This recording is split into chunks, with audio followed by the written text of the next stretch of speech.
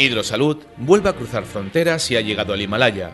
Siguiendo nuestra línea de apoyo al deporte, hemos querido colaborar con senderistas en este interesante proyecto, la subida hasta el campamento base del Everest y el Pico Kalapatar.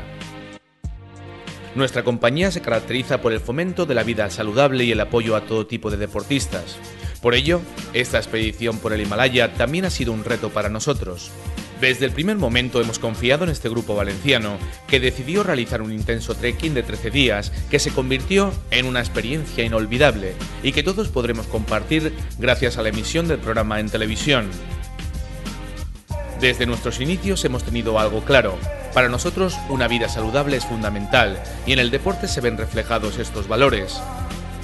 Hidrosalud siempre con el deporte y grandes retos.